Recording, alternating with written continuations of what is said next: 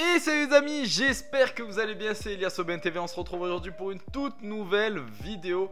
Une vidéo sur le Gala TCG 2025. Alors oui, tu n'as pas eu de vidéo hier malheureusement, la fameuse vidéo du lundi matin.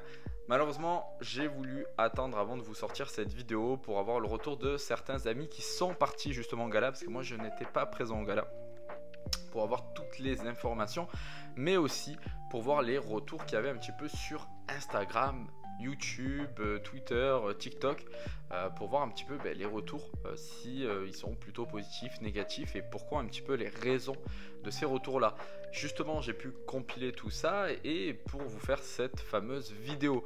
Dans cette vidéo, qu'est-ce qu'on va voir? On va essayer de voir ensemble les points positifs, négatifs du gala, savoir si c'est l'event flop de l'année 2025 et si l'année prochaine ça vaut le coup d'y retourner ou pas. Alors avant de commencer la vidéo, n'oubliez pas, on est en partenariat avec Nakabox, boutique officielle en ligne multi-TCG qui vend du Pokémon, du Lorcana, du Yu-Gi-Oh, mais aussi du One Piece. Donc n'hésite pas, le lien du site est dans la description. En plus de ça, tu bénéficies de moins 5% sur toute la boutique avec le code EliasAubnTV5. Donc n'hésite pas. Alors les amis, on va parler de ce fameux Gala TCG 2025, un event qui est chaque année très attendu, l'un des plus gros en France autour du TCG. Donc concrètement, il était vraiment très attendu. Il arrive dans un moment où la hype Pokémon est à son paroxysme. Concrètement là, la hype elle explose actuellement, donc il y a énormément de nouveaux collectionneurs, énormément d'émulation autour de Pokémon, et justement ça n'a pas loupé parce que il y a eu quand même énormément de monde dans cette convention. Alors tout d'abord les amis, c'est vrai que au niveau de l'organisation il y a eu énormément de critiques pour plusieurs raisons. Apparemment il y a eu des queues de 2-3 heures avant de rentrer, des personnes qui venaient pour 8h30, 9h, rentrer au gala que aux alentours des 11h, 11h30. Donc ça c'est compliqué parce que ces personnes-là ont payé des places 25 € pour finalement profiter qu'une demi-journée et pas la journée entière. Donc ça c'est le premier gros point négatif. Le deuxième point négatif, c'est que ils ont continué à vendre des places sur place à 25 €, alors qu'apparemment il y avait déjà full et que c'était déjà très compliqué de se déplacer au sein de l'endroit où a été fait le gala. Donc c'est vrai que ça c'est aussi quelque chose qui a un peu agacé beaucoup de gens, parce que finalement ils pensaient qu'il n'y avait plus de place, que c'était plein, et non, ils ont continué à vendre des places directement sur site, et ce qui a provoqué aussi le fait que derrière il y a eu encore plus de monde et un effet de masse. Alors ça c'est vraiment quelque chose de très négatif, parce que au lieu d'anticiper les entrées, ou peut-être même de mettre plus d'entrées avec plus de vigiles, enfin voilà. Après c'est une question de logistique, c'est aussi une question de moyens financiers, parce que plus vous allez mettre en place des vigiles, créer peut-être des entrées, des choses comme ça, et plus il va falloir sortir de l'argent. Donc malheureusement ça coûte des sous, mais en même temps si tu veux faire un événement de cette ampleur là, malheureusement c'est quelque chose qu'il faut prévoir. En tout cas c'est vrai que ce n'est pas acceptable finalement. Enfin moi en tout cas j'aurais vraiment les boules de prendre le train, parce que moi j'habite dans le sud, de prendre le train, de payer un hôtel pour finalement de payer une place 25 € pour finalement venir me pointer là-bas à 8h30 et en fait attendre 11h30 pour pouvoir rentrer. Ça franchement moi ça m'aurait foutu les boules. En plus il y avait des événements, apparemment il y avait des animations le matin et que certains n'ont pas pu faire, n'ont pas pu voir, pour la simple et bonne raison qu'ils étaient dans la queue. Donc ça c'est vrai que ce serait quelque chose qu'il faut modifier, qu'il faudrait modifier pour l'année prochaine, parce que je pense que c'est vraiment un gros point noir. Le deuxième gros point noir, c'est les prix. C'est les prix les amis, parce que apparemment les prix du scellé étaient très élevés. Après j'imagine que les boutiques, les professionnels, ils avaient l'emplacement à payer et puis l'hôtel, la logistique, etc. Et donc tout ça, ils sont obligés finalement d'hausser les prix. Donc c'est vrai que le gala TCG, c'est pas forcément l'endroit où tu feras des affaires sur la partie scellée en tout cas. C'est vraiment voilà, là-bas tu achètes parce que peut-être que tu vas trouver des items que tu ne trouves pas sur le marché au quotidien, voilà, en ligne ou en magasin. Donc c'est peut-être ça qui peut t'intéresser, mais c'est vrai que sur tous les autres produits scellés, ça vaut pas vraiment le coup de l'acheter au gala. Par contre, tu vois, à contrario, on a les cartes à l'unité apparemment qui étaient quand même plutôt à bon prix. Il y avait énormément apparemment de classeurs, hein, où il y avait énormément de cartes à l'unité où les prix étaient plutôt abordables, même voire des fois plus basse que la cote. Donc ça c'était intéressant. Moi je sais que j'ai beaucoup d'amis qui ont pu compléter certains sets, certains master sets qui font actuellement sur de l'ancien mais aussi sur du récent. Donc ça apparemment c'était plutôt un point positif.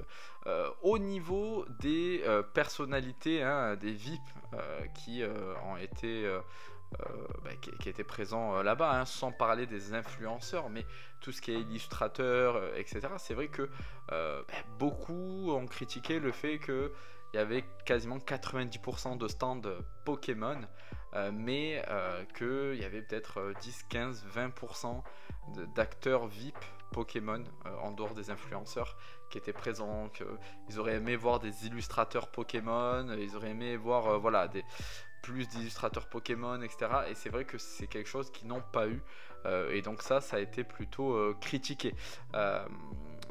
Le gros point noir de ce gala, ça a été, je pense, le fait qu'il n'y avait pas de coin pour les échanges. Alors ça a été très critiqué. Alors je pense que c'est fait exprès. Apparemment, ils font ça justement pour pas qu'il y ait des vendeurs ambulants qui ne payent pas de place finalement et qui viennent vendre un petit peu comme ça, hein, dans des zones d'échange, qu'ils arrivent avec leur sac et qui vendent. Justement pour contrer cela, apparemment, hein, d'après plusieurs témoignages, il y avait des contrôles à l'entrée du gala. Et si vous rentrez par exemple avec des cases scellés, des choses comme ça, ils faisaient en sorte que vous décaissez vos cases, donc vous ouvrez vos cartons pour bien vérifier que c'était des items à l'intérieur, etc. Mais du coup, si vous comptiez vendre des cases, finalement, ça c'était pas possible parce que justement, voilà, il y a même des personnes qui se sont vues refuser l'accès parce qu'ils avaient du scellé dans leur sac. Donc pareil, ça c'était aussi quelque chose voilà, qu'ils ont mis en place.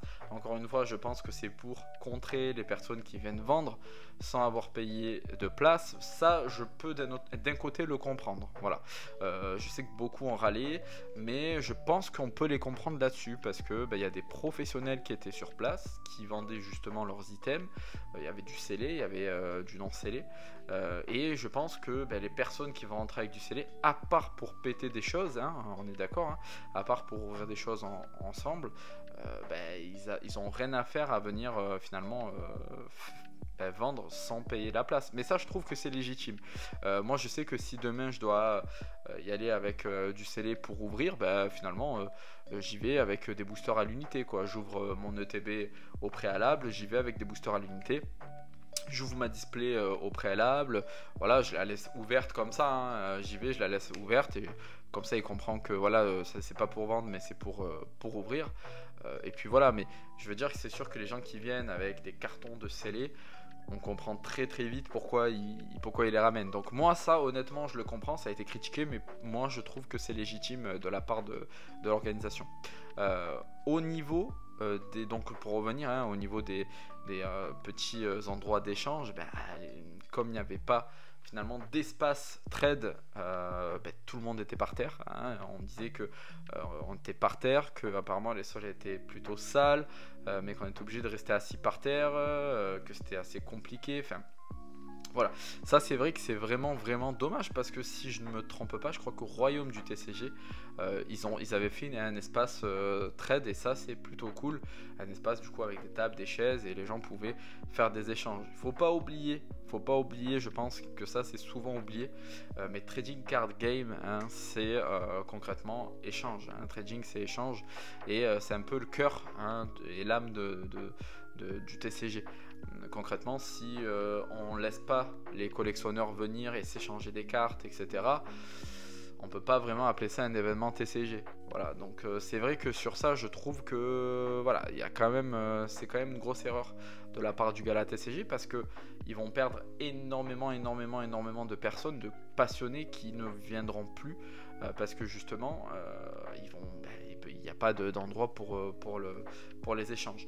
Même si je comprends hein, qu'ils font ça pour justement limiter au maximum les vendeurs à la sauvette là, hein, qui viennent, les vendeurs ambulants. Mais si tu contrôles à l'entrée et que tu laisses rentrer personne avec du scellé, ben t'auras pas de problème à ce niveau-là. Alors oui, tu me diras, tu peux vendre des cartes à l'unité, mais bon, voilà, à un moment donné, c'est compliqué de tout contrôler. Et de toute façon, quand tu fais un événement comme ça, tu sais hein, que c'est des choses qui peuvent arriver et que tu vas pas forcément contrôler.